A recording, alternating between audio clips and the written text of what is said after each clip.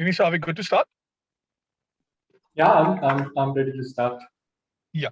Good evening, everyone. I'm Swapnil Kolte, the Vice Chairman of the Thane branch, and I welcome you all to the very series that was coined by the Chairman of Thane branch, Shiv Bhagwan Asawa, Vocal for Local.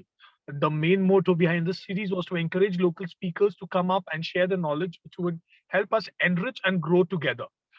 Today's the 11th series is mainly concentrating on the IND-AS, and today's webinar is mainly concentrating on IND-AS 150 AS 115 revenue recognition.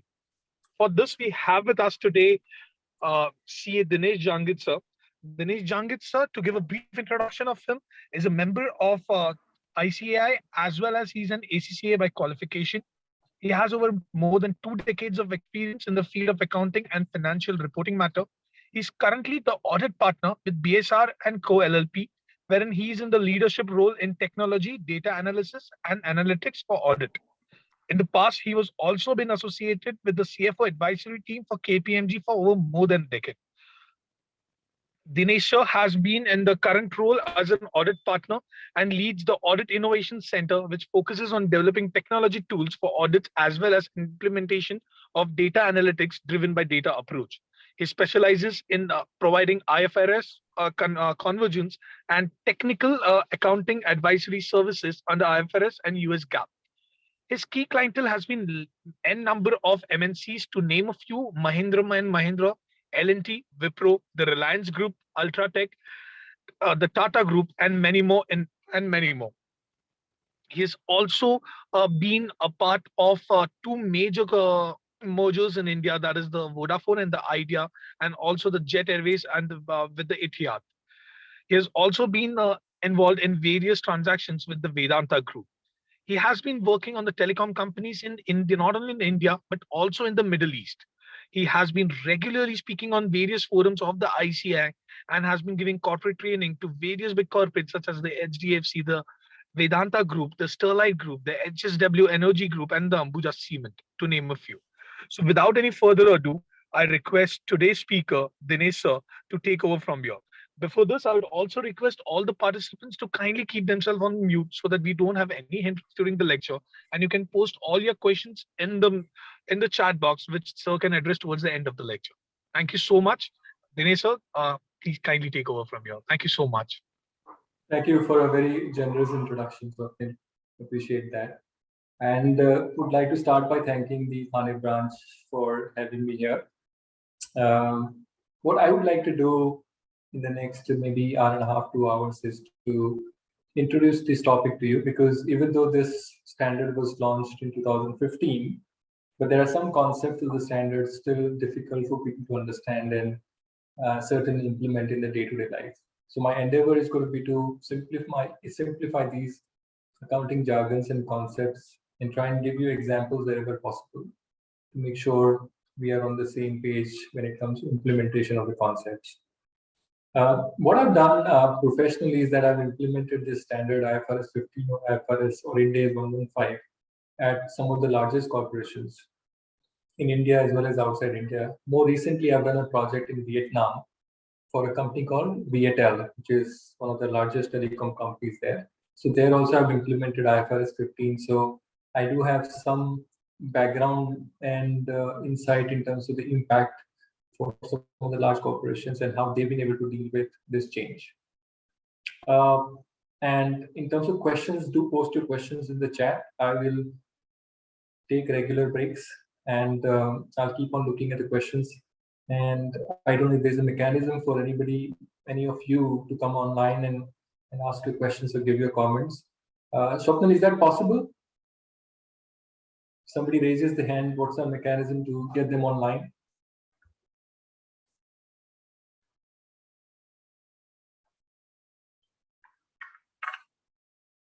I guess we'll see how that goes, but let's kick off.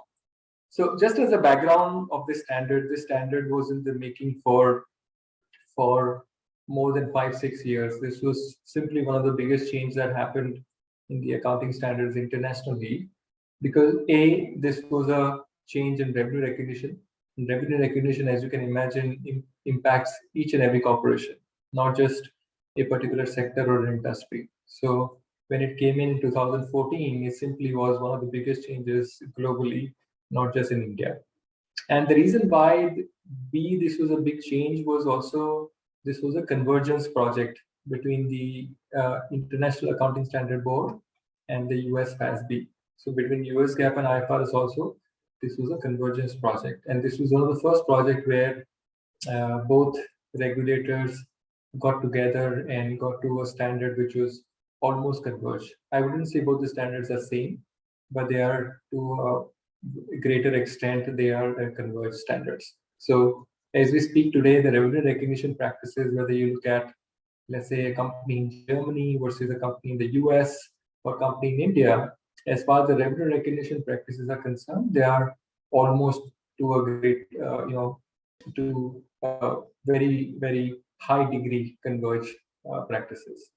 So, earlier we were facing this issue that company in India was following Indian GAAP, AS9 or AS7 for revenue recognition. You had company in the Europe following, European or IFRS standards issued in the Europe, so IAS 18 or IAS 11, and you had companies in the US following very different revenue recognition practices. I mean, US had so much of revenue recognition literature that you could, print millions of pages out of that. Practically every sector, there was a different revenue recognition standard in the US. So from very, very detailed guidance, US has come to one standard.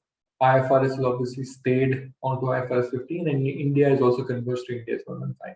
So globally, now we are at a stage you can compare revenue of companies across jurisdictions. So that's a very big advantage that has come because of this convergence. As far as India is concerned, if you look at Indian GAAP, so we were at AS9 or AS7. If you were a construction contract, you were following AS7 type accounting. If you had any other revenue recognition practices, you were following AS9. So from those practices, if you directly follow Ind AS 115, it will be a big change, and I'll explain to you why. However, if you were under old Ind AS, for you to come to Ind AS 115 could have been also a big change depending on the sector and the industry that you are following or you were working on. So with that introduction, let me take you through some quick slides. And I'm hoping that you guys can see the slides. So this slide basically talks about the evolution of 115. I've already talked about it. It was notified in 15, and by the time we implemented it, it was 2016. And then there were some modifications, some minor modifications happened in the year 2017 as well. And then 2018 was the effective date of the standard. And then all the interim periods between financial year 2018 and 19 were under 115. So as we speak today, this standard is applied by every company that is reporting under Ind AS. So if you are talking about Ind AS preparers, this is not a new standard. Remember, this is what I started my session with. This is not a new standard, but this is a big change. So I still see a bit of inconsistency in understanding of the standard at the public at large. So it's still important for us to look at some of the nuances.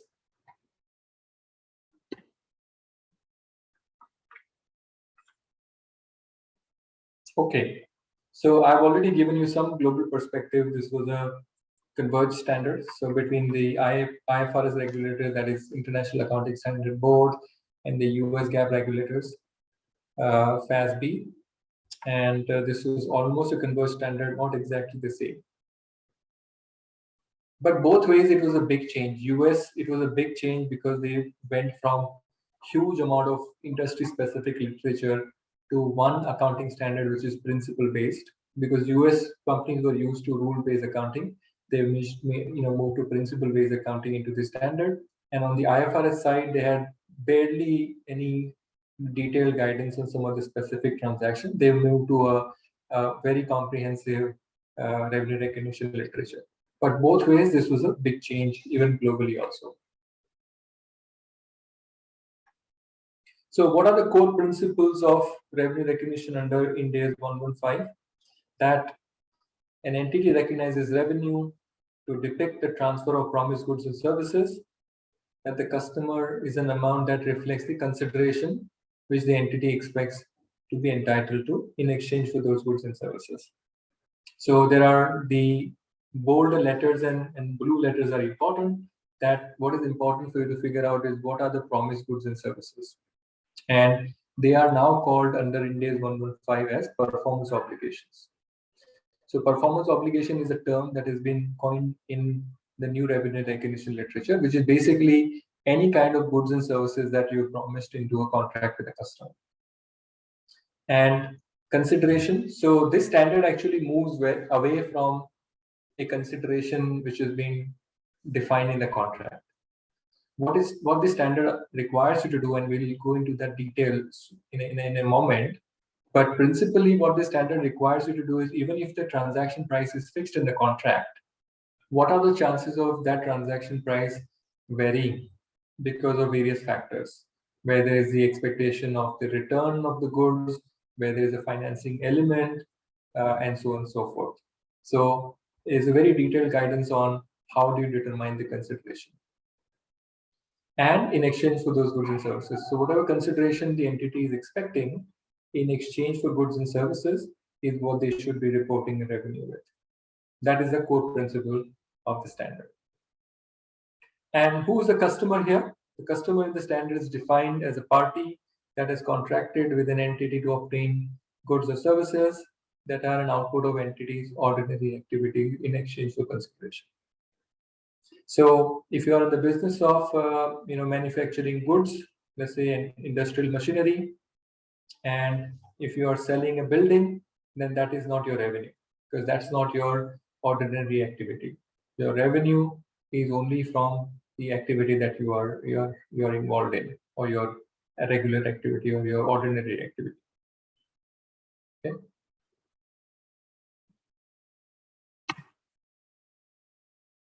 Okay, so what is the applicability of Ind AS 115? Where does the standard apply and where does the standard does not apply? So it's easier for us to look at the item which are scoped out of the revenue standard. The first is leases. I'm sure you are aware of a separate standard called Ind AS 116 on leases. So if you are in the business of leasing assets, or let's say leasing of property or leasing of equipment and so on and so forth, then you will not apply Ind AS 115. For your leasing income, you will apply Ind AS 116 instead. Insurance contract, if you are in the insurance business or insurance sector, there is a separate standard Ind AS 104, and you must be aware of the big changes that are happening in the Ind AS 117, which is the new standard that has come out on insurance contract. Then that is a contract you will apply. That is applicable for you. Derivative contracts, if you are trading in a derivative contract, if you're transacting in derivative contracts, then you will apply Ind AS 109, not Ind AS 115. And one of the other important principle that you got to note is that if you're entering into an exchange transaction between entities in the same line of business, that facilitates sales to a customer other than the parties to the exchange. So let me give you an example, and which is a very common example. Let's say if you are dealing with two companies in the oil and gas sector. So let's say BPCL and HPCL. If they do a contract that if they have a customer in one geography, and if the other party has a customer in the other geography, then they will exchange the produce, let's say petroleum produce. So one party will give to the party customer of the other party in one location, and the other party will reciprocate the transaction. So in a way, what is happening is there is no cash exchange, but they are exchanging their product from the ordinary activity. So the question is, in the example that I gave you, BPCL and HPCL, when they are exchanging goods of the same type, should they be recording revenue and same amount of cost, or would you not record any transaction in the books? And this is what has been clarified in the revenue standard, that if you're dealing with the exchange of the non-monetary transaction, which are with the companies in the similar line of business, then that is not your revenue transaction. So such barter transaction should not be recorded as revenue because you can't artificially inflate your revenue as well as cost. Okay, so that's on the out of scope items. In the scope, then all contracts with customer are covered in the scope. You could have a situation where part of the contract is covered by Ind AS 115, but part is covered by some other standard, let's say leasing standard. Then you have to first segregate a contract into two parts: revenue contract in the 115 and all other contracts, other part of the revenue, other parts of the Ind AS, and then only the part that deals with the revenue standard of 115 is to be accounted in the 115. And one more important thing is, which we'll also discuss in a minute, is if you have two contracts which have been entered into by a company with a customer around the same time, then generally you have to merge the two contracts and consider them as one. So let me give you an example. So let's say if a company, let's say a company in the software business, let's say they enter into a contract to develop a software for a customer, and they then enter into a separate contract for post customer support or AMC. Both are separate contracts, so legally they are separate contracts. But since they are entered into at the same time and negotiated at the same time, under Ind AS 115, they will be treated as one contract. And for accounting standpoint, the accounting will work as if they were one contract. Yeah, so this is also an important concept we have to remember. Okay, so with that background and the scope of the standard, let me take you through some of the more important principles of 115. One of the biggest changes the standard introduced is a step-by-step evaluation of a revenue transaction. So this is the most fascinating thing that I really like about the standard is it gives you a 5-step model. So when you have any revenue transaction or any revenue contract, you have to assess that contract or arrangement based on these 5-step model. And only when you meet each of these 5 steps is when you determine what is the revenue to be recognized and at what point in time. So this is the most important part of the standard, and this is the core of the standard. So what are these 5 steps? Right. So the first one is identify the contract with the customer. This is where the revenue recognition starts. So first and foremost is you must have a contract with the customer. And when I say you must have a contract with the customer, I will explain to you what are the prerequisites for any revenue recognition under Ind AS 115, which starts at identify contract with the customer. Step 2 is identify performance obligations. And as I told to you earlier, if you remember, goods and services have now been called performance obligation under the standard. So if you are in the business of selling machinery, your performance obligation is to deliver machinery to your customer. If you are in the business of services, then provision of the service is your performance obligation. So anything that you promise to the customer as part of your contract, and if they are part of your ordinary activity, they are called performance obligations. So your step 2 is to identify what is that you promised to the customer. What are your performance obligations? Step 3 is determine the transaction price. And as I told earlier, that this is not as simple as looking at the price in the contract and moving on with that. This is a very, very detailed evaluation you need to do, is that even though the contract price may be fixed, but what are the chances of that getting varied in the future?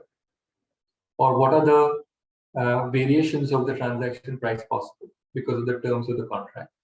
So step 3 is to determine what is the transaction price of that contract.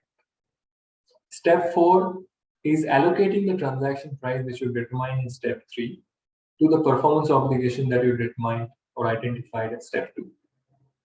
So again, let me give you a simple example. So let's say you're in the business of selling machinery, and you're also going to do an installation activity for the customer.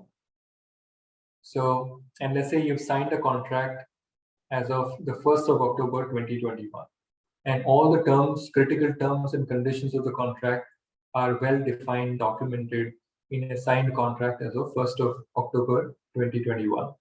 So your step one is to identify when is that point in time when you would contract with the customer. That is 1st of October 2021.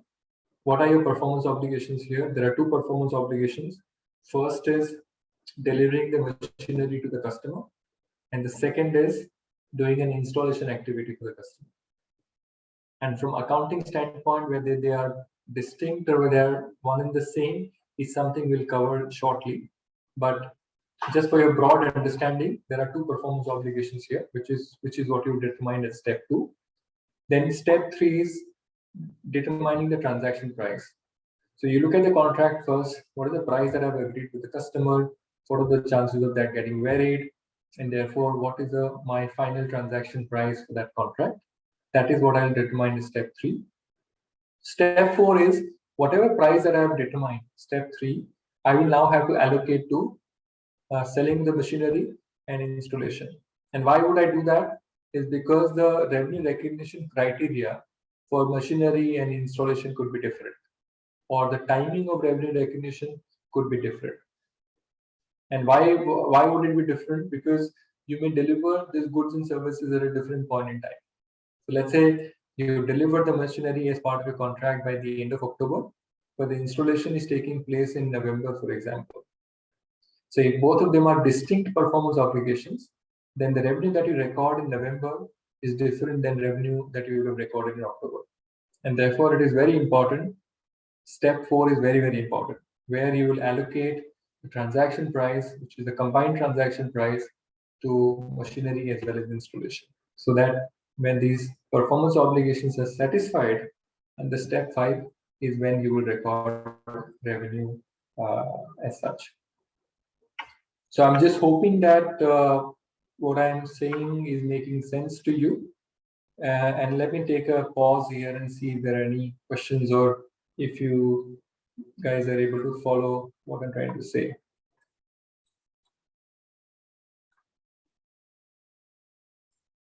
Okay, I don't see any questions as such. As I said earlier, if you have any questions, if you are not sure about anything that I'm stating, then please put it in the chat and I will look at it regularly. But I guess there is no questions at this point in time. Okay, let me continue then. So let's now get into details of each of these steps, because as I said, this is the core of the standard. Okay, there's a question on what will be the treatment for revenue received as one-time payment received for the software. So Prashant, just hold on to your question. I will cover this during the presentation. And I've got some examples as well. So hopefully that will be clearer to you. Right, so step 1, as I said, is identify the contract with the customer. And what are the prerequisites within that is the collection of the consideration should be probable. That is the first condition. Now, what does that mean? It means that if you're transacting with a new customer, then you better be sure, or the collection of the consideration from that contract should be probable. Meaning you should have taken some steps in making sure that collection is probable to you. So if you're transacting with a new customer, there has to be some background check, some check you would have done on creditworthiness of the customer, and that is a prerequisite for revenue recognition. Second, rights to goods and services and payment terms can be identified. Meaning, if there's a written contract, then generally this is already identified in the contract. But if it is, let's say, any other type of contract, oral contract, or if there's any other way you've agreed a contract, then make sure there is a clear understanding of what the company is selling, what are the goods and services, and therefore performance obligation, and what are the payment terms. Then it is approved and parties are committed to the performance obligations or their obligations. This is very, very important. What it means is before you record a revenue, before you meet step 1 of the revenue recognition, whatever terms and conditions and the transaction price that you've agreed, please make sure that contract is legally enforceable. Now, standard is not getting into whether that contract has to be a written contract or an oral contract or or a recording is not getting into that. All it is saying is whatever form of the contract that you have must be legally enforceable in the jurisdiction. So based on the Indian laws, whatever contract that you have agreed must be legally enforceable before you can start recognizing any revenue. And the final thing is it has to have a commercial substance. So these are the 4 conditions you have to meet for you to be able to meet step 1, which is identify the contract with the customer. And mind you, this is like a gating question. So if you do not meet step 1, then there will be no revenue from the contract. So let's take a simple example. Let's say you entered into an AMC contract. So you're providing a service and you entered into a 6-month contract with a customer. And as part of that contract, you're going to do a monthly billing, you're going to do collect on a monthly basis, you're going to provide services on a daily basis, you're going to do monthly billing, and you will also collect on a monthly basis. In case if you're not meeting these conditions, then you will not be able to record monthly revenue. And in which case the criteria is quite stringent. You have to then wait until all of the performance obligations are satisfied and the entire transaction price is collected and non-refundable. So in my example, AMC example that I took, you have to make sure that you've rendered all the services that are required for 6 months. You have billed and collected the entire consideration, and that must be non-refundable. Only when you meet those conditions is when you will record revenue from that contract. So even though you're providing services monthly, you will not be recording revenue monthly. You will have to wait until 6 months until all those conditions that I outlined are met. And therefore, it is important that you meet these 4 conditions and you have, step 1, which is identify contract with the customer ticked, is when you can then start recording revenue as you provide AMC services. Okay, let me move on. Combining of contracts, I talked about briefly on this, that if you have 2 contracts which are separate legally, but if they were negotiated as a package and have a single commercial objective, and if the consideration in one contract depends on the consideration on the other contract, or goods and services are a single performance obligation, then you would end up combining these 2 contracts. So again, let me give you another example. It is common in the telecom industry to have 2 companies in the group. So let's say one company is in the business of selling handset, and in the other company or other business division in the company has a business of selling telecom services.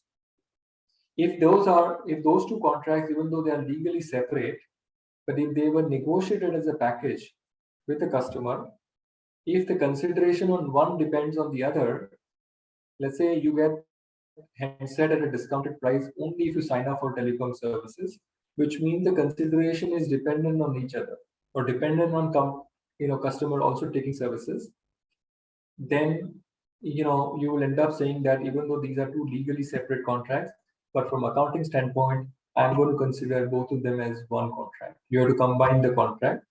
And as you will see through the presentation, the accounting treatment can be very different if you end up combining contracts. Because if you combine 2 contracts, which is telecom services and handset, then the whole allocation of consideration will be based on the criteria given in the standard. Then the separate consideration agreed in the contract, which is the legal consideration, will not have consequences from accounting standpoint, from revenue recognition standpoint. Revenue recognition and allocation of consideration to various performance obligations will be based on the criteria as defined in Ind AS 115. Okay, so this is very, very important, folks. So whenever you see 2 contracts with the same customer or related party of the same customer, let's say one signed with the holding company, second one signed with the subsidiary, and if they are around the same time, then be careful. You might have to combine those 2 contracts. And the accounting outcome can be very different if you were to combine them as opposed to accounting for them separately. So I hope from step 1, it all made sense to you. Let's move to step 2. Step 2 is identifying performance obligations. So here, as I said, performance obligations are those goods and services that you promise to the customer. And what are the criteria for that?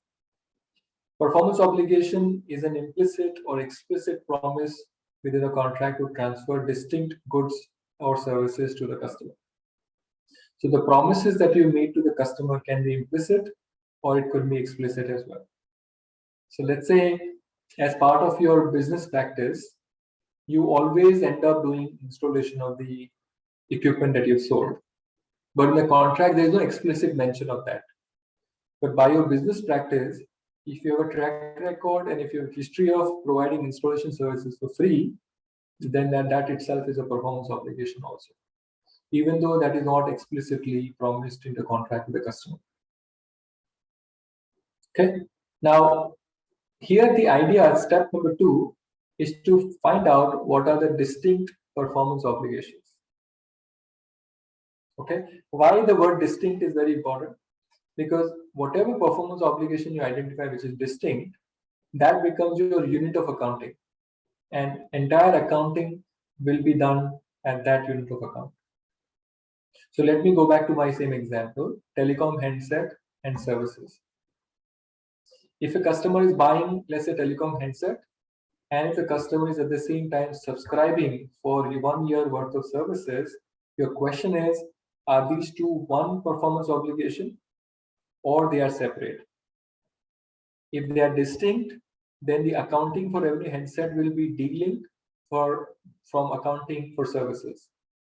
But if they are same, then you will end up not recognizing anything upfront for handset. You will end up recognizing everything for the services.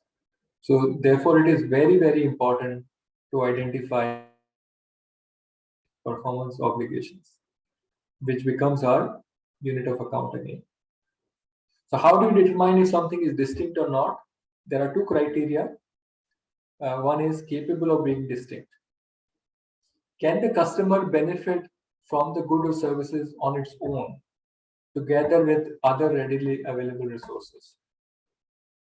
So in my, again, telecom handset example, when you look at a handset of a telecom or mobile operator, can that handset be used on its own without the services?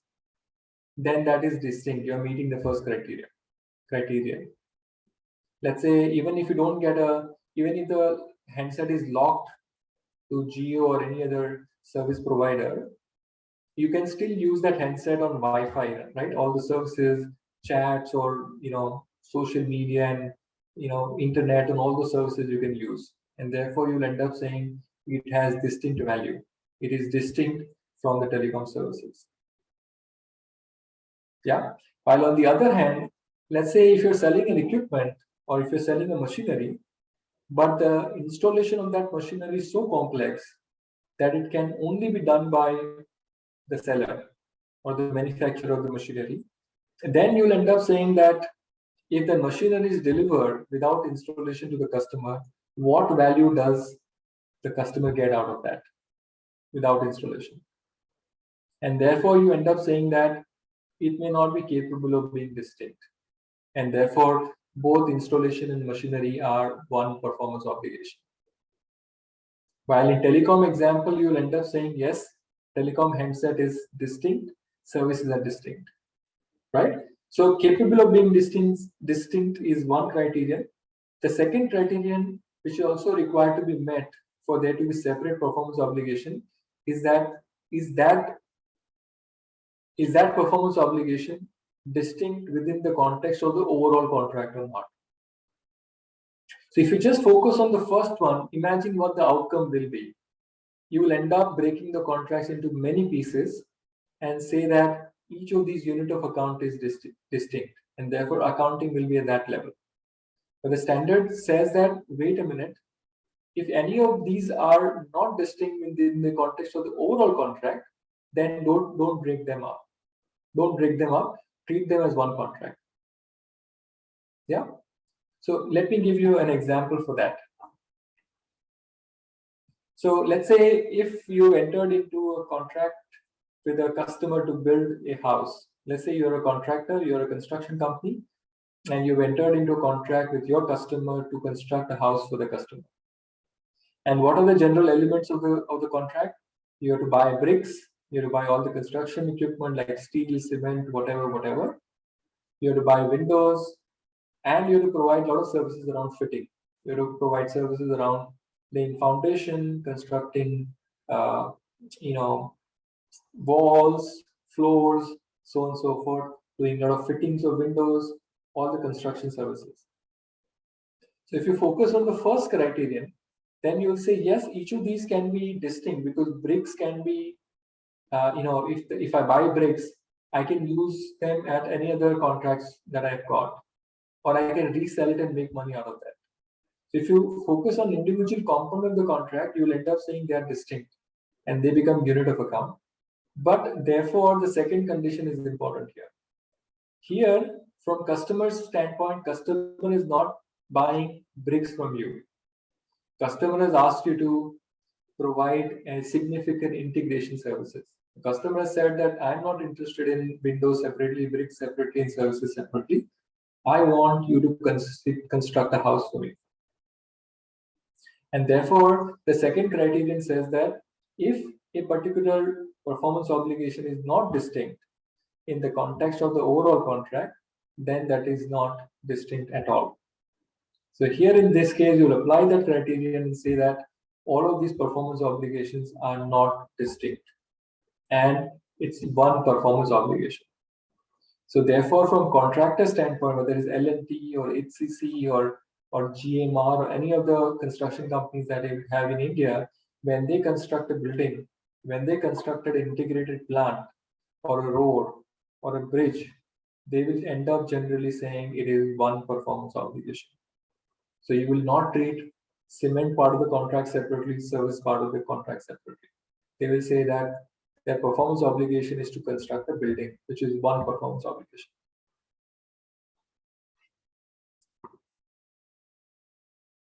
Okay, I'm hoping that things have started making sense to you.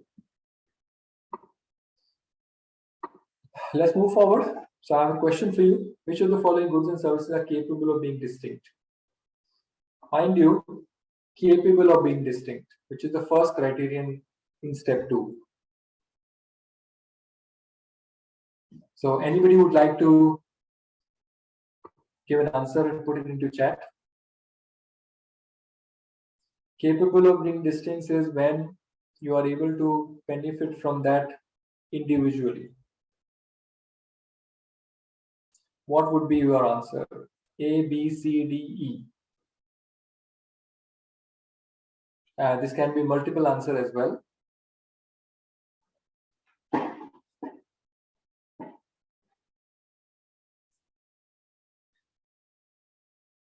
I'll wait for a few seconds. This can be multiple choice answers. I mean, multiple answers are also possible here. So I've got an answer from Arvind and Marzi. I've got an answer for Disha Agarwal as well, who's saying A, B, C, D. Any other answers? Manisha is saying C.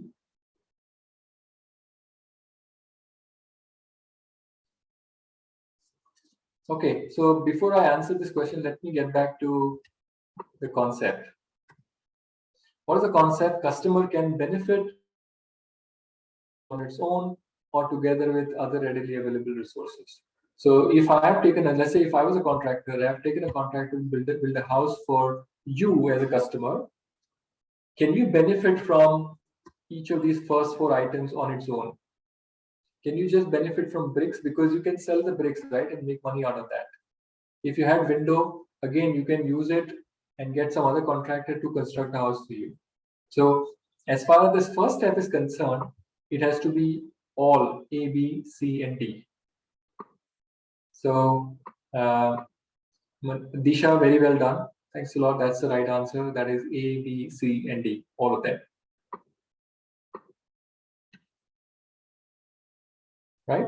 But I'm still not saying your conclusion is that all of them are separate performance obligation, because you have to meet the second criterion as well here, which is distinct within the context of the contract, which is this particular criteria here, right? Unless you meet this, you will not end up with a accounting at that level. So because of this criterion, you will say that I'm as a contractor, I'm providing a significant integration services, and therefore from revenue recognition standpoint for a contractor, it will be considered as one performance obligation. So you can see the tick here. You're meeting the first criterion as Disha shared, but you're not meeting the second criterion. And therefore, your conclusion on step 2 will be you are providing single performance obligation of constructing house. Why is this question very important? Is because your accounting depends on how many performance obligations are being satisfied. Yeah, and therefore the pattern of revenue recognition, the amount of revenue recognition can differ very significantly. Okay, let's take another example. Let's take an example where you are selling machine, let's say a copier or a Xerox machine, and you're providing standard installation as well. And installation services are also offered by third-party providers. So if the machine is being sold, then the question is it capable of being distinct? I mean, will the customer see value in the machine without standard installation? The answer is yes, because the installation can be done by anybody else, and there's no need for seller to provide installation themselves. So therefore, you will end up saying, yes, criterion 1 is met, and therefore it is capable of being distinct. Second criterion is that are they separately identifiable within the context of the overall contract? And you will say that since the integration service or installation service is not complex, not significant, it is not a significant integration service. And therefore, in this case, you get to a different outcome. You say that you have two performance obligations from seller standpoint. One is selling a machine, second is providing standard installation. And why the accounting outcome could be different here is because if the machine is a separate performance obligation, the seller will recognize revenue as soon as the control on the machine is transferred to the customer, even though the installation is not done. And you will end up recognizing a separate revenue for installation services as and when the installation services are provided. If these were not separate performance obligation, then even though the machine was delivered, you would not recognize revenue. You will wait until the installation takes place. So again, you see the difference in accounting.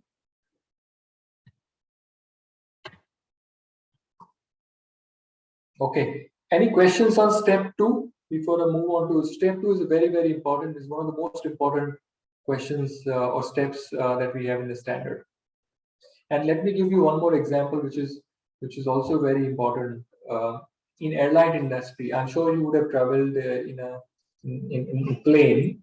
So in a lot of the airlines provide a customer loyalty program. And this is a program that a lot of the retailers also provide, right? Shopper stops or many of the retail vendors or platforms. So how does customer loyalty program work? Is you buy goods or services from the company. Let's say you buy a ticket from Vistara. And what Vistara gives you is certain loyalty points. And you can use those loyalty points to buy free goods or services in the future. You can take a free ticket in the future if you have enough points. So the question is, these customer loyalty points, what are these? So if you look at the criteria of step 2, they are also performance obligations, because these are also promises that Vistara is making to you as a customer. Vistara is saying that when I'm selling the original ticket to you, I'm selling two things. I'm selling you entitlement to a flight, and at the same time, I'm selling you something in the future, which I'll deliver to you in the future when you have enough points. So therefore, the accounting conclusion will be, when Vistara is selling tickets to you, they have to identify two performance obligations. One is selling of tickets, second is customer loyalty program. And what is the accounting outcome of why this is important? Is because let's say if they're selling tickets of 5,000 to you, they will not be able to recognize full 5,000 as revenue at that time. They will have to allocate certain transaction price as part of step number 4, which we'll just discuss shortly. They will have to also allocate something to customer loyalty program. Let's assume that is, let's say 20 rupees. If the value of the customer loyalty points is 20 rupees, they will only be able to recognize 4,980 rupees when they sell the ticket and when you fly in the plane. The 20 rupees will be deferred as deferred revenue in the books of Vistara. They will only be able to recognize that when the customer loyalty points are used or they are expired. Okay, so performance obligation can be, as I said, implicit, explicit, based on the industry practice, or based on the company practice as well. So unless you identify correct performance obligations, I think you will go wrong on the revenue recognition. Okay, let's move to step number 3, which is determine the transaction price. And as I said, this is not as simple as just looking at the transaction price in the contract and starting with that. Of course, that can be a starting point, but that's not the answer. These are the few things that you need to look at. Variable considerations. Now, what do we mean by variable consideration? Sometimes there are various variables possible in the transaction price. There can be volume discount, there can be rebates, there can be penalties for delay in delivery, there can be incentives for early delivery, there can be quality incentives.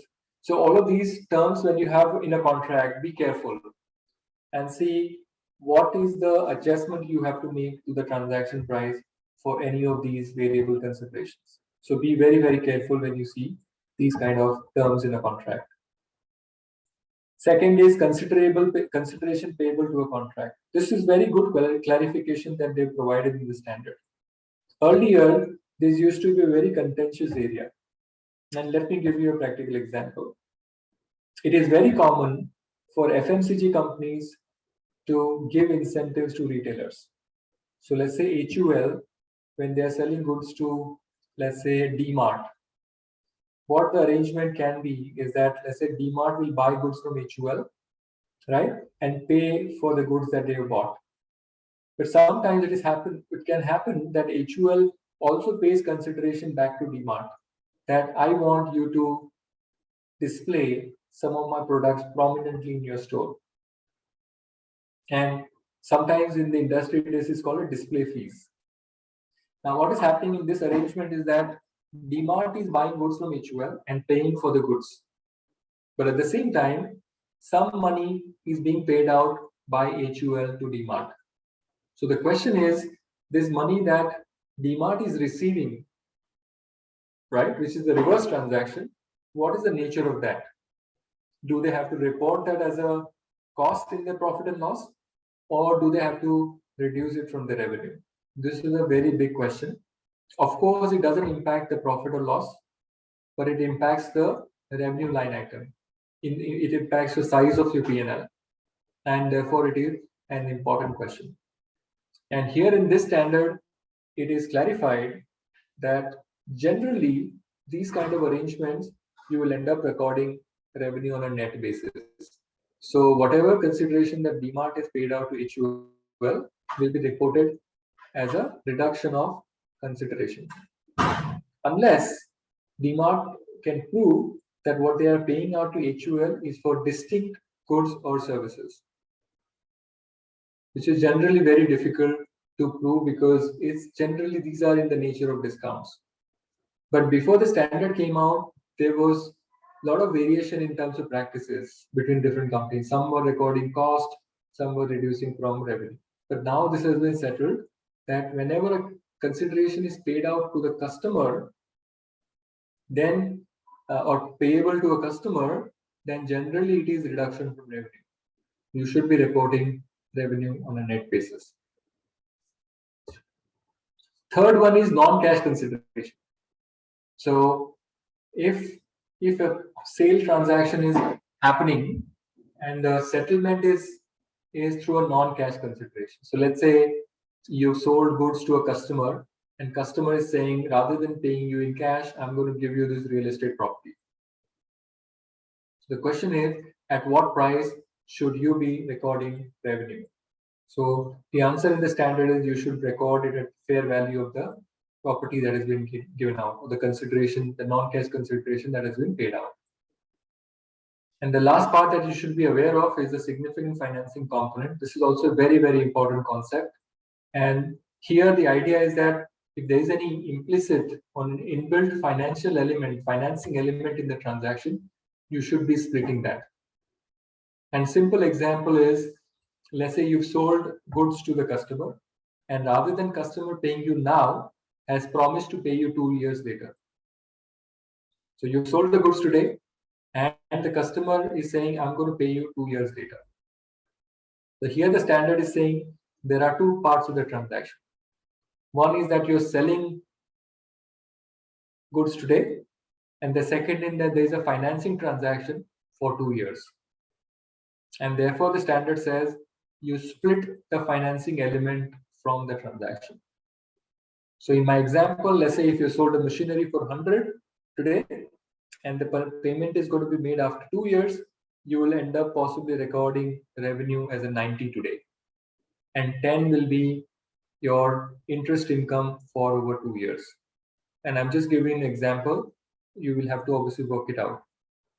Yeah, but the important point is, if there is a financing element, you have to separate that. Yeah, so these are the 4 items that you need to consider before arriving at a transaction price for revenue recognition. Okay, let me move forward. So variable consideration, I already said, discounts, credits, incentives, performance bonuses, and it can be various types. In IT industry, it's very common for you to have some of these SLAs, right? Service level arrangements or agreements. If you do not meet the SLAs, then there's a reduction in the price. If you meet the SLAs, if you meet, sometimes you meet the timelines. Sometimes in a construction contract, it's very common that if you construct a building in 2 years, then you get a performance bonus of 5%. But if you're not able to construct in 2.5 years, then there's a penalty or also levied to you. So all of these terms are to be factored in for you to determine your transaction price. And what are the methods in determining transaction price? Expected value or most likely outcome. And very simple to understand that expected value is, let's say there are 10 different possibilities in a contract. Then you can arrive probability to those 10 different outcomes, and you then calculate a probability weighted outcome. And that is the value at which you recognize revenue. But if there are only 2 possibilities, let's say penalty levied or penalty not levied, then you try and assign probability to each of these outcomes, and whichever is higher probability is what you use for revenue recognition. So let me give you an example for this. Okay, so this contract is to build a telecom network. So the company has entered into a contract with a telecom company or telecom operator to build a network for them. And there are 3 different elements of the contract. One is a fixed amount. So the transaction price is fixed for currency unit 100. And then there is a completion bonus as well, which is 100.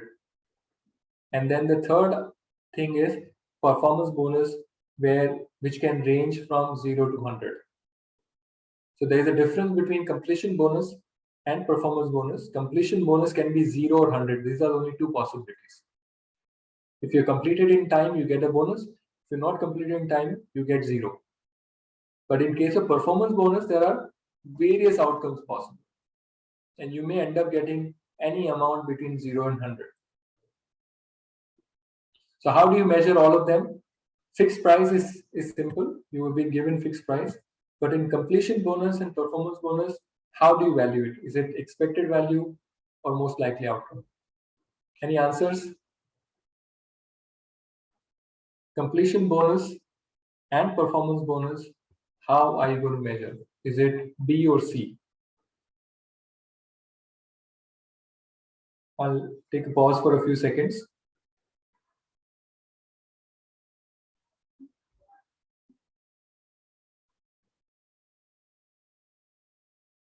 As I said again, completion bonus, there are only two possibilities, 0 or 100. Performance bonus, there are various possibilities, any amount between 0 and 100. So any answers as to which method will you apply for completion bonus and for performance bonus?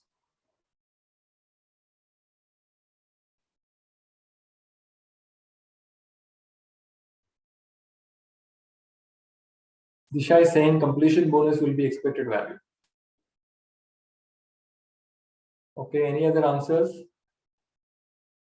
And performance bonus is most likely.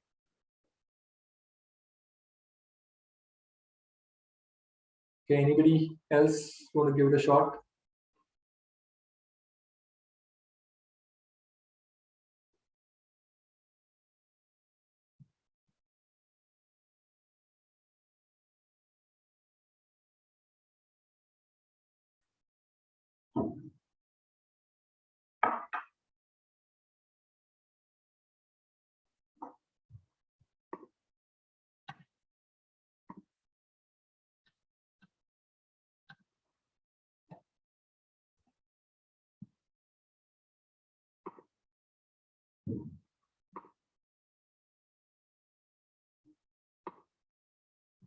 So Disha, it's actually reverse, because in completion bonuses, as I said, there are only two possibilities.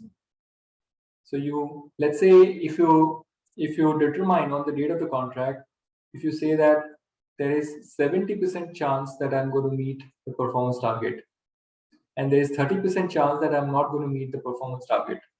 So you will go by the most likely outcome. In this case, it is 70% probability. So I will consider performance completion bonus in my transaction price. In case of performance bonus, what I'll do is I'll assign various possibilities.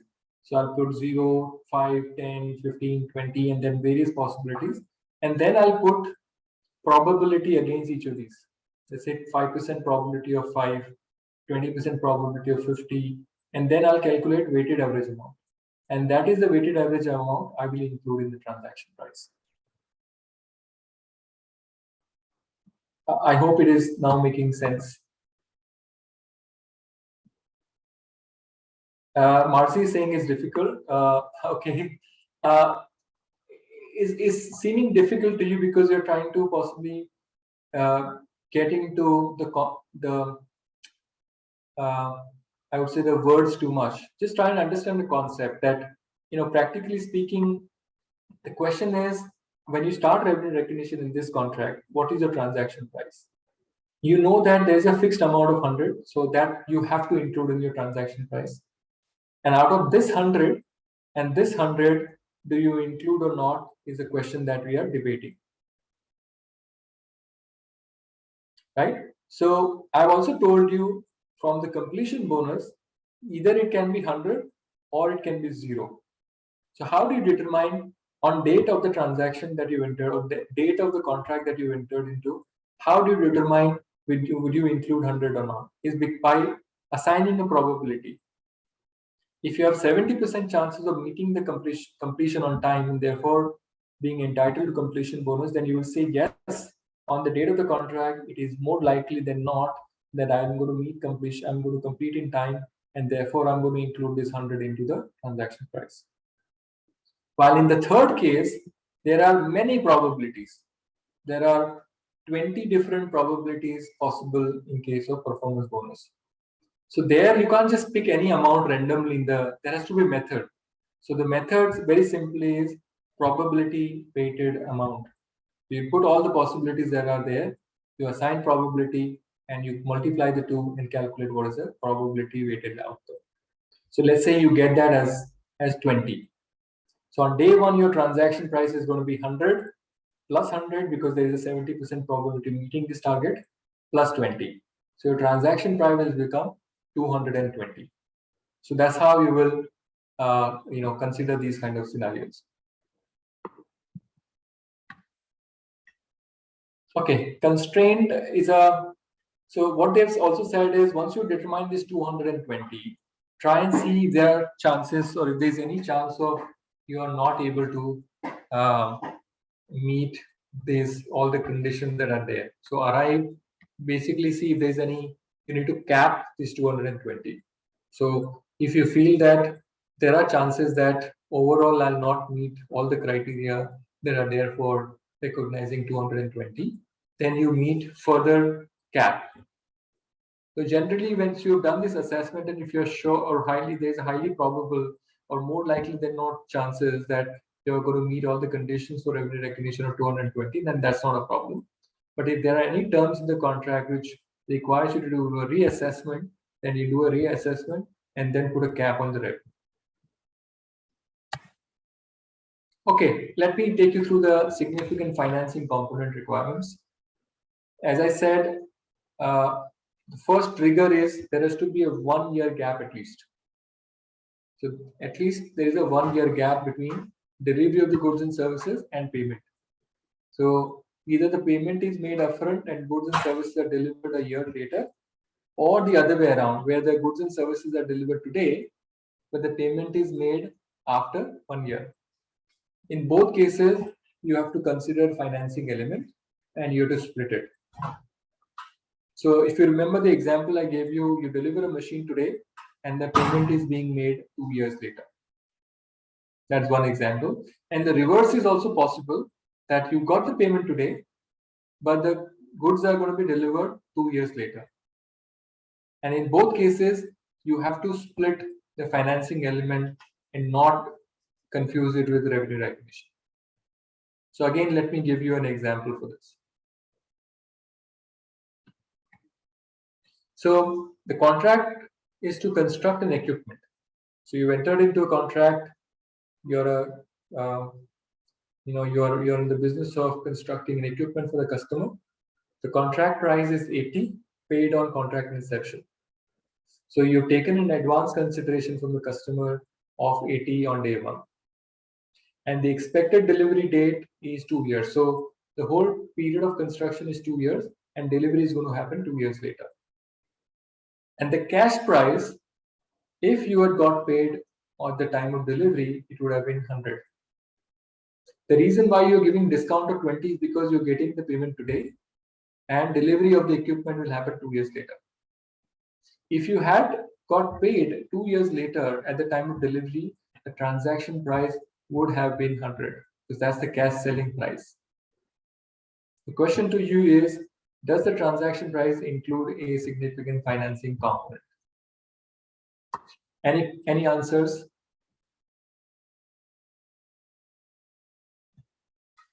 Do you think there is a financing element in the transaction? And do we need to split it?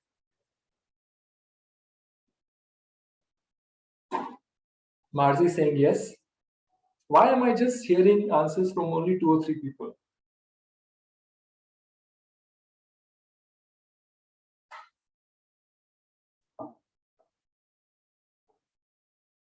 Any other answers?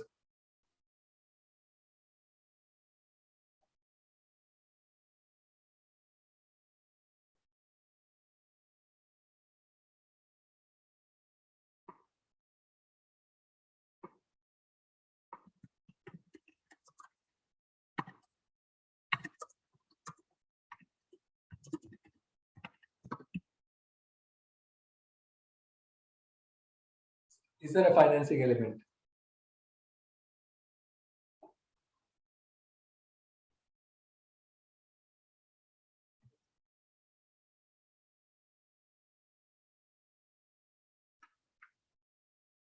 This time Disha is also not responded or not answered. Swapnil has answered a little bit politically. He said ideally there should be. Arvind is saying yes, Disha is saying yes.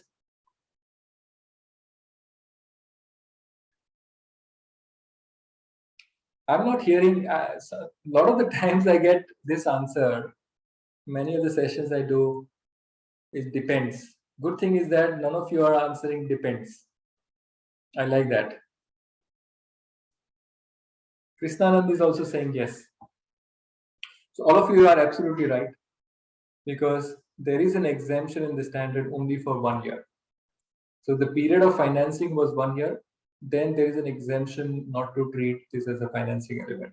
So all of you are absolutely right. There is a financing element because there is a significant period between delivery of goods and services and payment. And cash price of the contract is 100 compared to the price of the contract is 80. So there is a big difference between the two as well. And there's no other reason why there is a delay of 2 years between payment of consideration and delivery of goods. So how would you account for this transaction? So the contract price is 80 and delivery of the machine is going to happen 2 years later. Okay. And cash price, if you had done the transaction in cash, it would have been 100.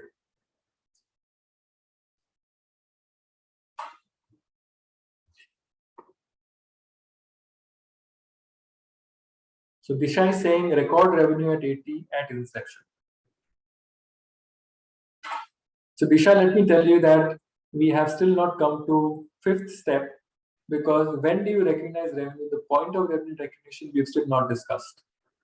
And when we discuss that, you would realize that in such situation, generally the revenue recognition happens on delivery or when that control of the goods are transferred. Here in this case, the control of the machinery or equipment will either be transferred over a period of 2 years or at the end of the 2 years period.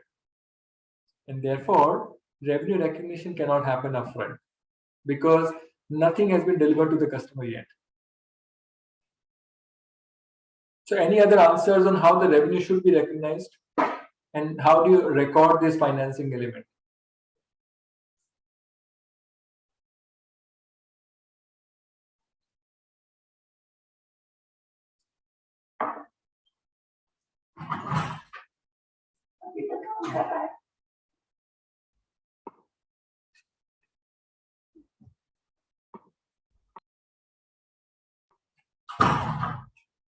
Okay.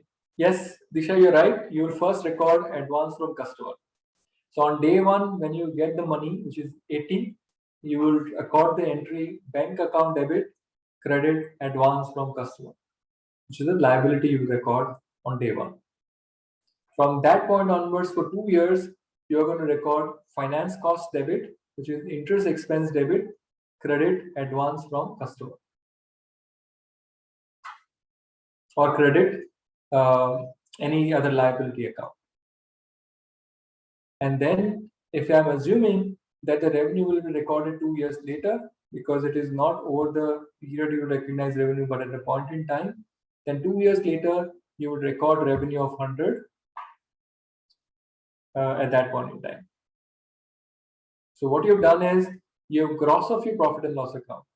You've recorded P&L expense of 20 of finance cost and revenue of 100, as opposed to recording revenue of 80. I'm hoping it is now making sense to you.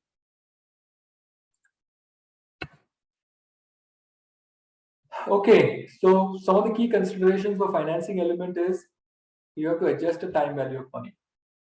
You have to record revenue at cash value of the consideration. If there is any financing element, whether it's an advance payment. Okay, let me also give you a reverse example.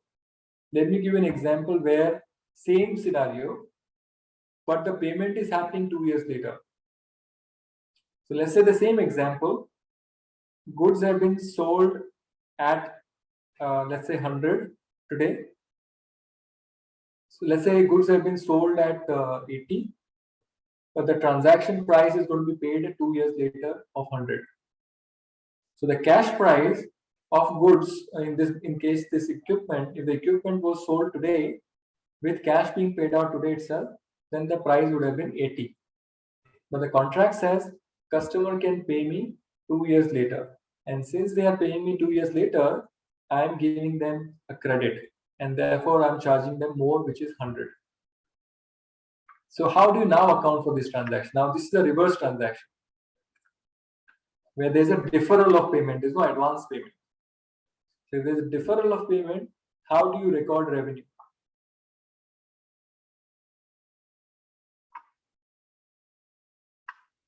Anybody want to suggest something here? So interest income is right. So how do you record that?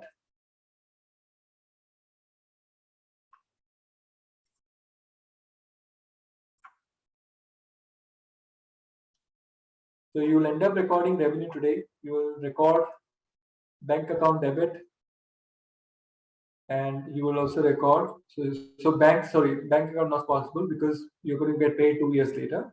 So you will basically record unbilled revenue debit, credit revenue of 80. So you record revenue on day 1 at 80. If you build it, then you record receivable debit and credit revenue of 80.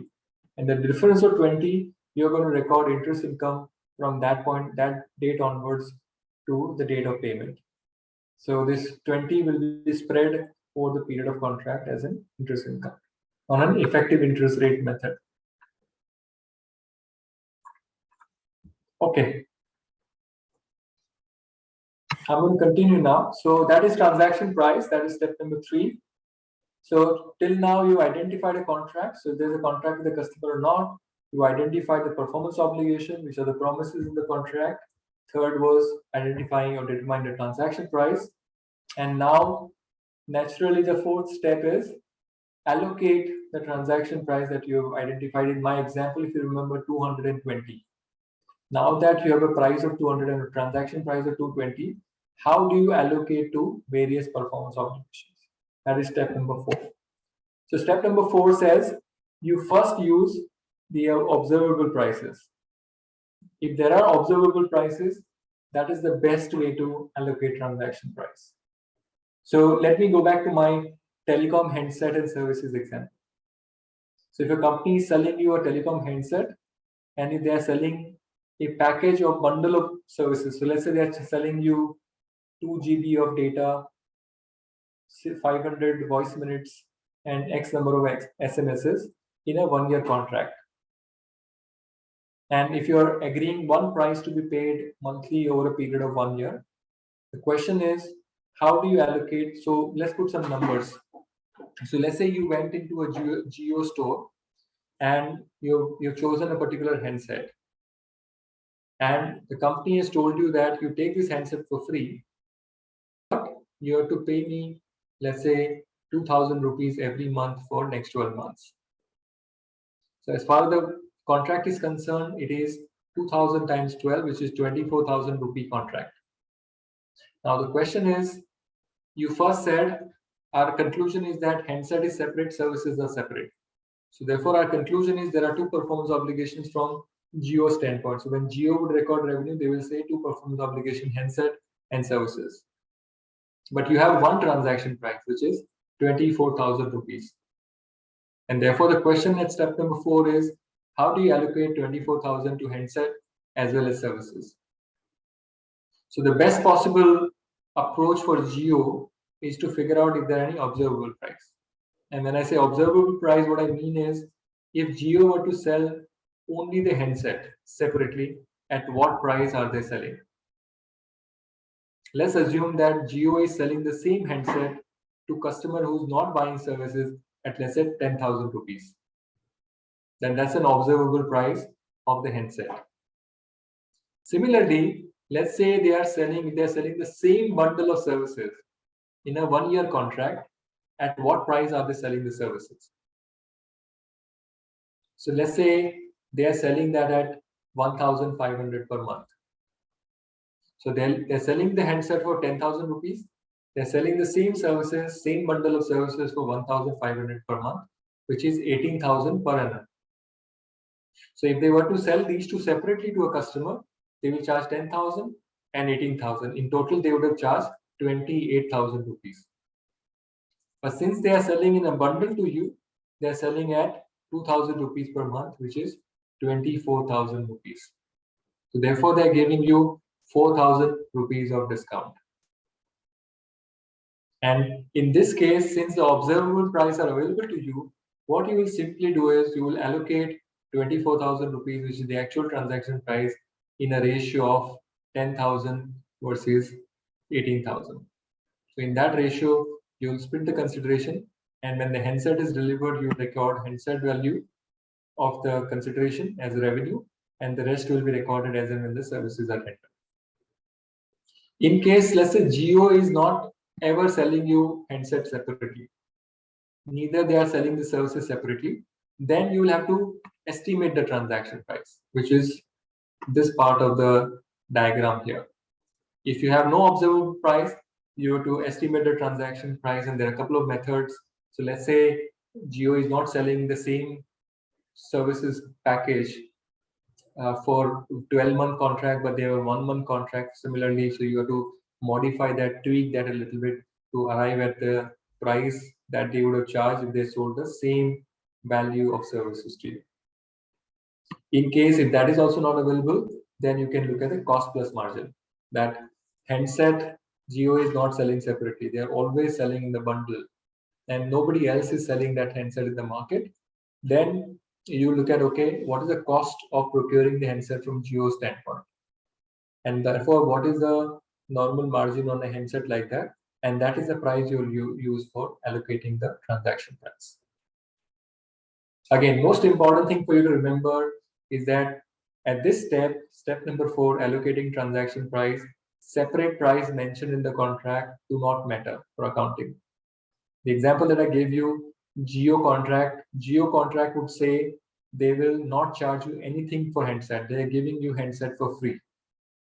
But they are binding you in a 12-month contract. You cannot break that contract. You have to pay Jio 2,000 rupees every month for 12 months.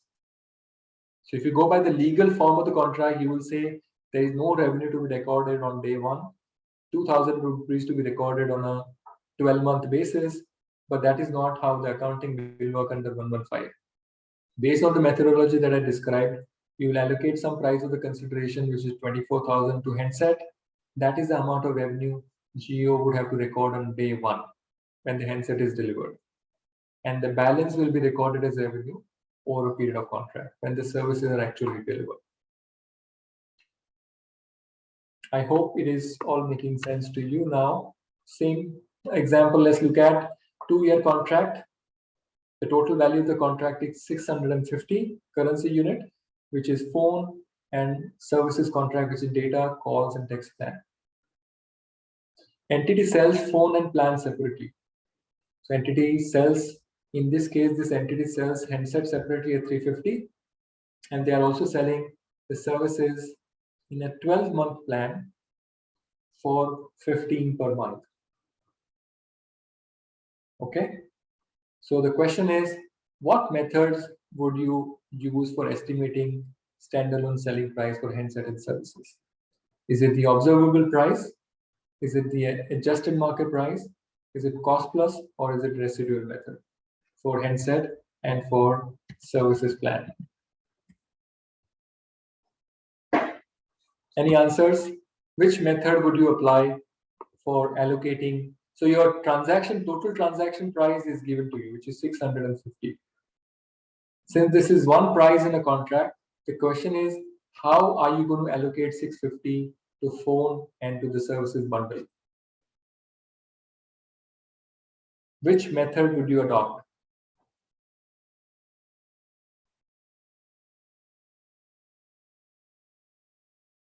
Marzi is saying observable price. Disha is saying observable. Any other answers?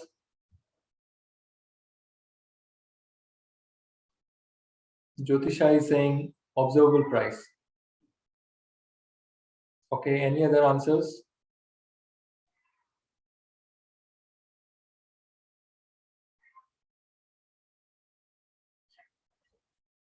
Anybody who doesn't agree with the answers that I've got so far? Pooja is saying observable.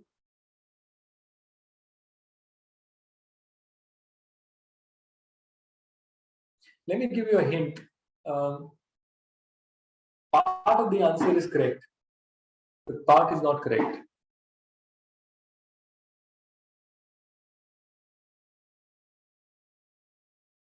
With that hint, you should be able to figure out.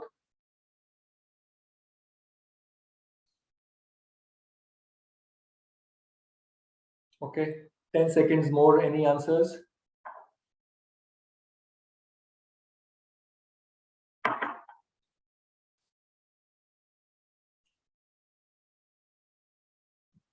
I guess no answers there. So the answer is, for phone, you will use observable price, because for phone, you are selling separately. So observable price is clearly 350 here.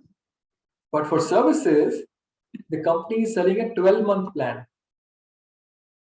While here in this bundle contract, it's a 2-year contract. You see here? So they are not comparable in a way. Because if somebody is subscribing to a 2-year plan, the company would end up offering a little more discount. Therefore, in this case, in case of services, you will use adjusted market approach, and for phone, you will use observable price.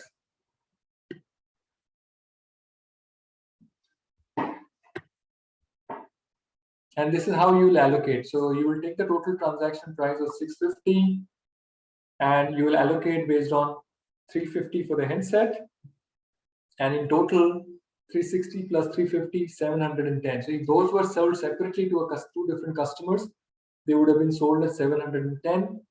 Because they are purchased as part of the bundle, they are sold at 650. So the price that will allocate to phone will be 320.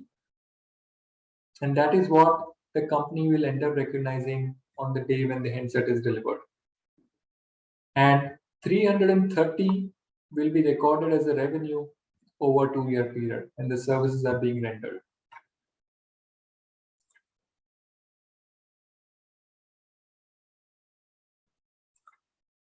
Does it make sense?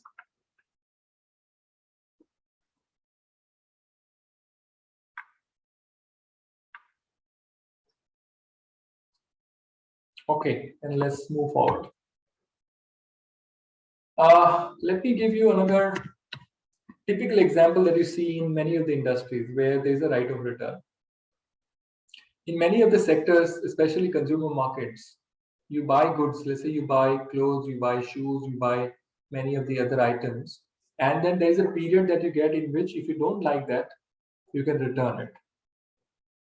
In many sectors, you can return is if the item is defective. If there's any defect, then you can get that defect rectified by the seller. But in some cases, you get a free return period. Okay, so let's say you bought certain items from a company, and that company has said that if you don't like it, return it back to me within 14 days. So the question is, when the company is selling the goods originally to you, can they record revenue on the date of sale? Do they have to wait for 14 days until the period of return is over? Or can they recognize during this period? That's the question that I have. So can they record full amount on the date of sale? Can they record partial amount on the date of sale? Or do they have to wait until the return period is over? What would you say? Any quick answers? Arvind is saying wait till 14 days.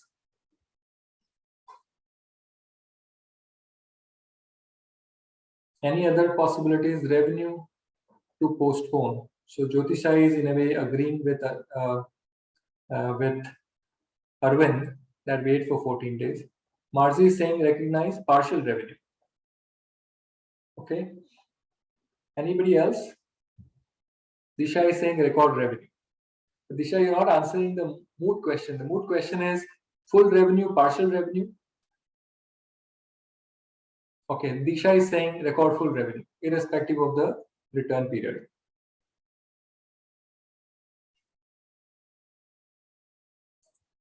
Okay, so let me explain. So it depends on your experience. So let's say if you've been selling these kind of goods in the past and you have a good experience built up, and there is a way you can make an estimate, reliable estimate of the returns that are possible. So let's say you've been running this business for 2 years now, and you can make a percentage estimate. So if I look at all my 8 quarters in the past, I think generally 5% of the goods come back to me. So in such cases, you will record 90%, 95% of the revenue on day one. 5% of the revenue you're going to defer until 14-day period is over. And then you will keep refining this estimate as you go forward. So let's say 2 quarters further, if your estimate now, cumulative estimate is 4%, you will then start deferring only 4% revenue. But the most important question is, Or most important point you to remember is when there's a right of return period for that the company is given, you should not be recording full revenue.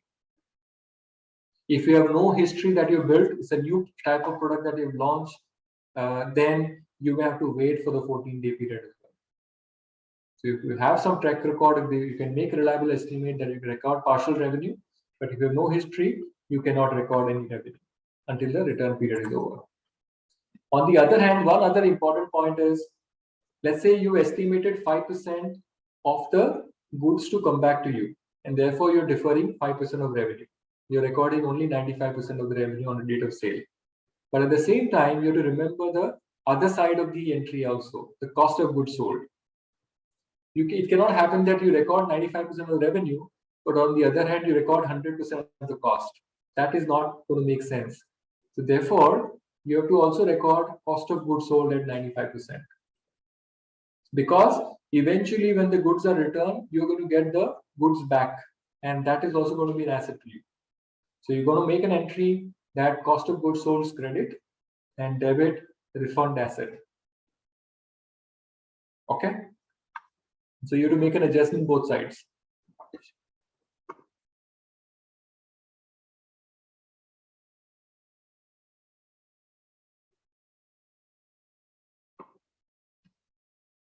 Okay, I'm just looking at certain questions in the chat.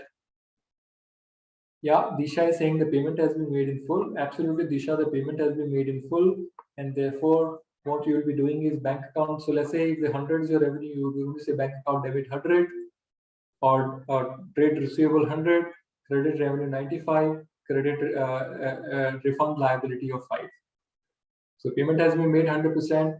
Maybe you'll have to pay GST on the full amount. So the GST regulations are very different. But from revenue recognition standpoint, under 115, you're going to say debit trade receivable or bank 100, credit revenue 95, credit refund liability of 5. On the other side, you will say cost of goods sold. Let's say you're making 40% margin. You will say cost of goods sold. Normally it would have been 60, but you will make a 5% adjustment. So you're going to say cost of goods sold of 57 debit, refund asset of 3 debit, and credit of trade payable of 60. So both sides, you're going to make an adjustment. Arvind is saying, is it not treated technically as for approvals? I don't think I understand your question, Arvind. So do you want to elaborate a little bit on that? Okay, I'm going to move forward in the interest of time. Step 5 is the last step, because this is the stage, and this is my favorite step, because this is the step where you will end up deciding at what point in time do I record revenue, and what is the pattern of revenue recognition. Do I record revenue on the dispatch date? Do I wait until the delivery takes place? Do I record revenue over a period of time? Do I record revenue on a point in time? So there are two concepts that are there. Recording revenue at a point in time, which is recording full revenue on one day, or recording revenue over a period of time. Point in time or period of time is the two important concepts you remember. So I think Himal has raised his hand, but I don't know how to unmute you or how to get you to speak. So Himal, why don't you type your question and I'll look at it later. But let me just focus on this for the time being, that this is a very important step, folks, that either the performance obligations can be satisfied over a point in time. If it is satisfied over a point in time, then you will record revenue on that particular day when the performance obligation is satisfied, or the performance obligation can be satisfied over a period of time. So simple example is, when I'm selling machinery, generally the answer will be performance obligation is satisfied at a point in time, because I've given this machinery. But if I'm providing a service, let's say installation services, AMC, whatever, then it is generally performance obligation satisfied over a period of time. So this is the most important thing when it comes to recording revenue, which is step number 5. How do you determine whether something will be point in time, or over time. So there are three conditions. If you meet any of these three conditions, then you will end up doing revenue recognition over a period of time. If you do not meet any of these three, then you will automatically move to performance obligation satisfied at a point in time, which means you record revenue on one day when the performance obligation is satisfied. So let's look at each of these three cases. First case is customer simultaneously receives and consumes the benefit as the entity performs. So here is the example when customer is benefiting from the service as the vendor is providing, in which case you have to recognize revenue over time, or the performance obligation is satisfied over a period of time. Simple example is like a cleaning service. So let's say you've got a cleaner in your office premise, and the cleaner is cleaning the premises, you as a customer is also benefiting at the same time. So if a cleaner were to record revenue, they have to record revenue over a point in time, because their performance obligation is satisfied over a period of time, which is the case with many of the services. Let's say you are a CA and you are providing the audit services. Again, it's a service. Generally, the client is also benefiting as you provide services, as you progress on the project, and therefore, as a CA, you should be recognizing revenue over a period of time, and not when the audit report is signed at the end. That's the first case. Second case is customer controls the asset as the entity creates or enhances it. What it means is, if you are a service provider or if you are a seller, if you're creating an asset or enhancing an asset, but that asset as it is getting created, as it is work in progress, is controlled in a semi-finished way by the customer, then that is also revenue recognition over a period of time. So any example, so any construction contract example where a contractor is constructing a house or a building for the customer will fit into this, because as the construction is happening, the land is owned by the customer, the incomplete building is also controlled by the customer, and therefore contractor will end up recognizing revenue over time. That is straightforward. Third is very critical. Third is what is for generally real estate companies. What it says is entity's performance does not create an asset with an alternate use. That is part one. Part two is there is a right of payment for performance to date. So what it says is, as a seller, if you're creating an asset where there is no alternate use to you and you have to give it to the customer, then you're meeting this condition. But that itself is not enough. You have to also have a right to get paid for that. So if you're a real estate developer, let's say if you're an Oberoi Realty, and if you want to record revenue over a period of time and not when you actually give the flat in the future, then you have to meet two conditions. One is the flat that you've sold to the customer must not have an alternate use to you, and which is generally the case. They will meet this condition because when they sell the flat to you, when they give you an allotment, they give you sign any, let's say, agreement or any LOI or anything, they would have mentioned the flat number to you. So once they've allocated that flat to you, they will not have any alternate use to that particular flat. So they would meet the first part of the condition. But the second part of the condition is the most critical one, which basically says that they must have a right of payment for performance to date at every stage. So if the contract were to be terminated, let's say if I bought a flat from Oberoi Realty, if I terminate a contract, then they must have a right to collect whatever performance they would have done until that point in time. Whatever cost they've incurred, plus the profit margin, they should have a right to get paid. Only in those cases, they would be able to record revenue over time. And if they are not meeting any of these two conditions, they will automatically fall into revenue recognition at a point in time.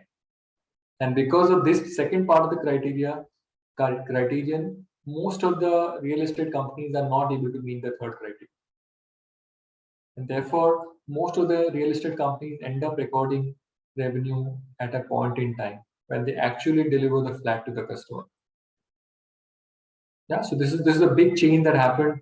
Earlier, most real estate companies were recording revenue over time, but with the 115, most have now moved to a completed contract method type accounting or point in time type accounting.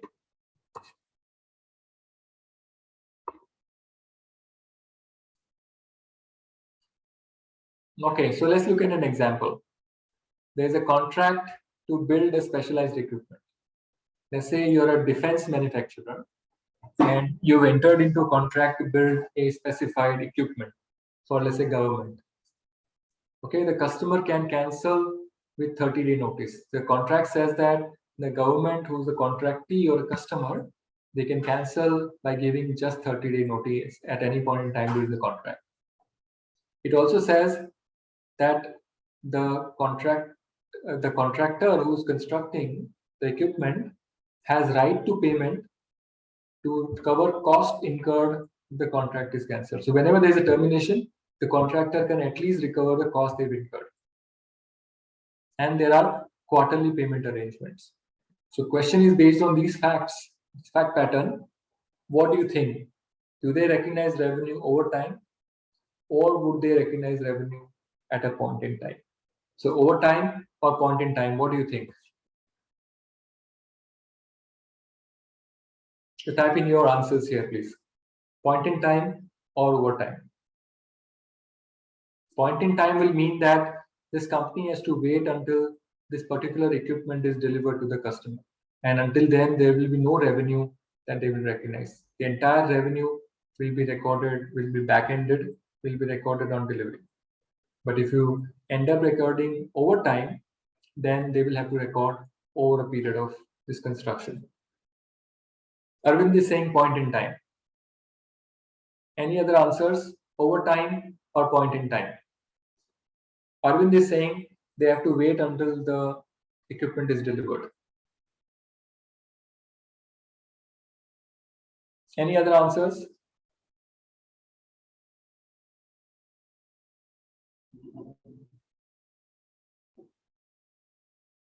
Okay, in the interest of time, I'm just going to move on. Arvind, you're absolutely right. Swapning, Prashant, let me explain why what you said is not how it's going to be. Is because the right of payment, if you focus on here, they have a right to only recover cost. And the condition is that they must have a right to recover cost plus margin. Okay, this is the reason why they will not be able to record revenue at over a period. They will have to record revenue at a point in time. And this is the reason why most of the real estate companies also struggle to record revenue over time. So if you end up with a conclusion that revenue will be recorded over time, the question will be, how do you measure? Because there will be multiple cutoffs, multiple period ends in between. So how do you measure the stage of completion? This is very similar to AS7 that we were used to. How do you measure the percentage of completion or stage of completion? So this standard also gives you both the methods. One is the output method and second is the input method. But this standard says it is not a free choice, meaning you have to recognize revenue or choose a method which depicts the entity's performance or pattern of transferring performance of the entity. So if generally it is in a way, if the cost measure is better representing the effort that you're spending, then you'll possibly use input method. And if output that you're delivering is measuring reliably your efforts getting spent, then you'll use output method. My experience suggests that normally most companies will end up doing input method, especially the infra companies, the construction companies, and so on and so forth.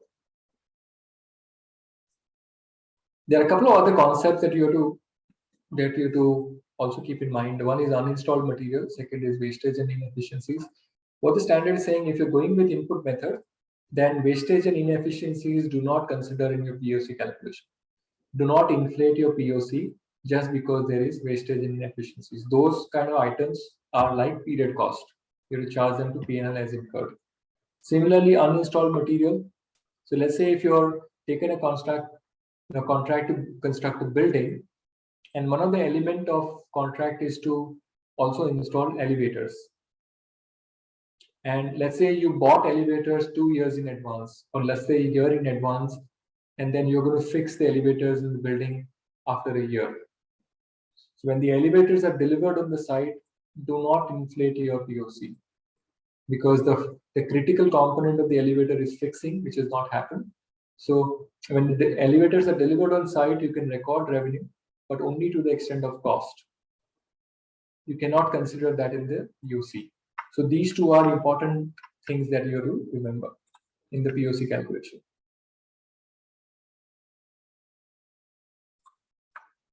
Okay, let's go forward. Okay, if you end up with performance obligation satisfied at a point in time, meaning let's say it's a zero good type situation, then how do you decide what is the date you will recognize revenue? And this is a common question you get asked when there is a export of sales, export of goods, right? Do you record on the FOB date? Do you record on CIF date? Do you record on a dispatch date? What is the date you record revenue? So here the standard came out with the concept of transfer of control. And they've given various indicators of when the transfer of control is happening. These are the indicators: present obligation to pay, physical possession has been transferred, legal title, risk and reward is transferred, and acceptance of the asset. So depending on the terms that you've agreed with the customer, depending on the Incoterms, you will decide what is the day you will record revenue, when you will end up with point of revenue recognition.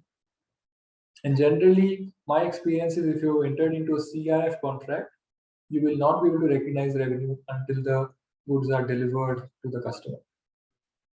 However, if you agreed an FOB contract, it is okay to recognize revenue when the goods have been handed over to the shipper.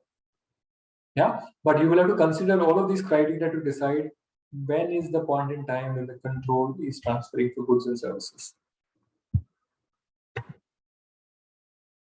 Okay, so these were, I think, some of the most complex and most critical concepts that I thought I'll spend time on. But I have a few other key issues to go through. Because of the paucity of time, I'll quickly run through these issues, but if you want me to focus on something specific, just let me know.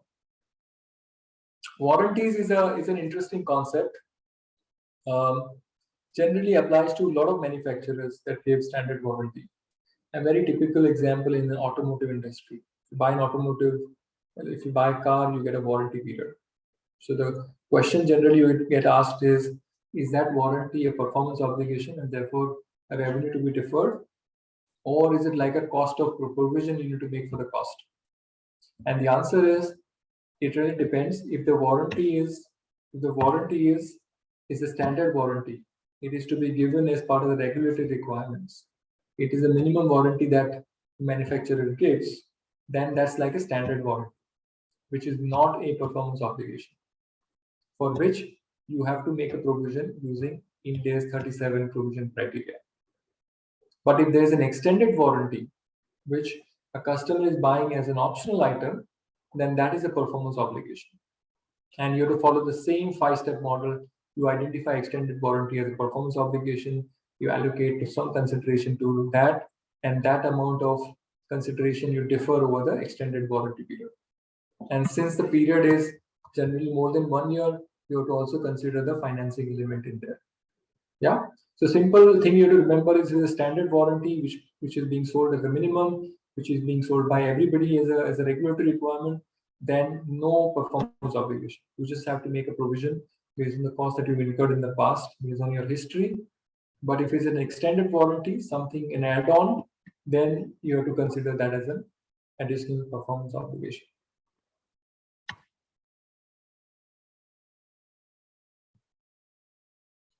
Okay, I've already covered this. I'm going to skip this.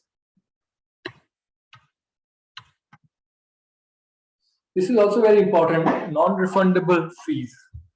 So in many industries, some companies bill non-refundable upfront fees. So something like an activation fee, which is common in the telecom industry. Sometimes processing fee, for example, banks also charge. Many industries charge sign-on bonus. So let's say if you take a club membership, you pay sign-on bonus. So the question you get asked in many of these situations is, can you record that non-refundable upfront fee upfront on day one when you are actually billing them? Okay, the answer will depend on whether any goods and services have been delivered to the customer on day one. Have you satisfied any performance obligation on day one for you to be able to recognize revenue? And in many cases, the answer will be no, because it's only an advance payment for future performance obligations. And many of these cases, you will end up deferring this revenue. So whenever you see a case of upfront fee, even though the clients and companies will argue with you that this is non-refundable, I've got it and I don't have to refund to anyone. But that does not really matter from revenue recognition. For revenue recognition, you have to meet those 5 steps. And one of the most critical steps is you have to recognize revenue only when the performance obligation is satisfied. And if that non-refundable upfront fee is not linked to performance obligation, you have to wait until the performance obligation is satisfied. So be careful when you get some of these scenarios. Contract cost. So this is a standard on revenue, but there is some guidance on cost also, and it gives you guidance on 2 kinds of cost. One is cost of obtaining a contract. Second is cost of fulfilling a contract. As the name suggests, any cost that you incur in winning the contract or in obtaining a contract, under the standard, you have to capitalize and amortize. In case if the amortization period is 1 year plus. So let's take an example. Let's say a BPO company, is very common for them to give bonus to an employee who has won the contract.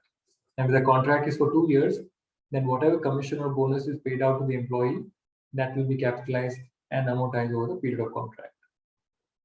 If the period of the contract is 1 year or less, then you don't need to capitalize the cost. It can be charged off to P&L. So cost of obtaining contract can be anything internal or external. But the important thing is if the period of the contract is more than 12 months, you have to mandatorily capitalize and amortize. And the second thing is cost of fulfilling a contract, which is basically not for winning, but rendering the services, meaning fulfilling the obligation that you have in the contract. So a lot of the times you incur cost on setup activity, incur cost on installation, and some of these are not separate performance obligations. So you end up recognizing this in the balance sheet and then amortizing over a period of contract. So things like, setup cost, as I said, any labor cost you incur on setup, you incur the equipment cost for setup. Those kind of costs are to be recognized as cost of fulfilling contract. And here are some examples of cost of fulfilling a contract. Direct labor, direct material. What you can't capitalize is general and administrative overheads.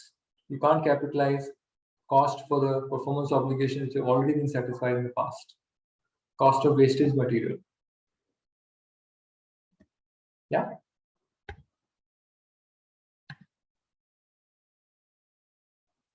We are at 6:52, so I'm just going to take a pause if there are any questions that I need to deal with. Sure, Dinesh. I'll unmute everyone so that if anyone has any queries, they could just pop up and ask it.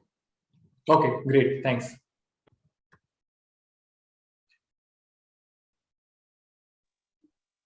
Anybody would like to come online and ask any questions or give any feedback or suggest anything or anything you would like to contribute?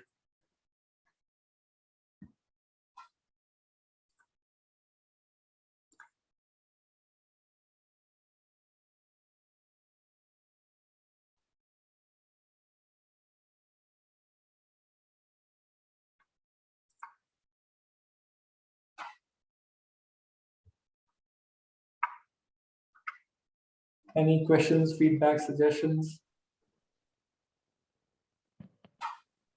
Ladies and gentlemen, if you have any queries, you could just unmute yourself. The option has been enabled so that, and if you have any queries, you can just ask it to the speaker over here.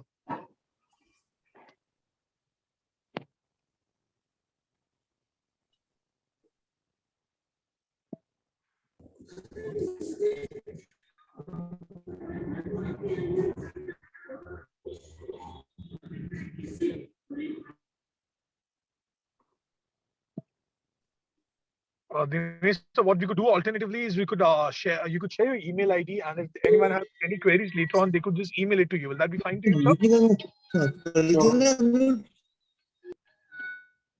I'm going to type my email ID in the chat box.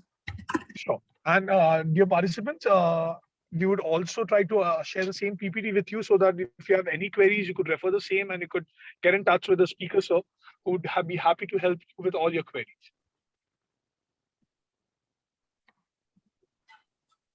Yeah, that will be great help. Thanks. Sure, sir. Thank you. Thank you, Arvind. Thank you, everyone. You've been a great audience. Thanks for your patience, and thanks a lot for your feedback and suggestions. I'm reachable on the email ID that I gave you. If you have any questions, suggestions, do send in your comments. Dinesh, sir, thank you so much for sparing your time. And I would really like to say that this was one of the most interactive sessions that we at Thane branch had ever conducted. You have all the patience. You were patient enough to wait for the answers, and we are really grateful for that. It is a very new experience for us, and thank you so much for that. We would definitely trouble you with our queries and with many more lectures from your end in the upcoming future. Thank you so much for sparing your time on a given weekend. Thanks a lot, sir. And thank No you all the problem. Thanks, participants for Swapnil. coming here. Thanks, everyone, and good luck to all of you. Thank you so much. Thank you all participants. We all will see you tomorrow, and we call the end of the today's session. Thank you.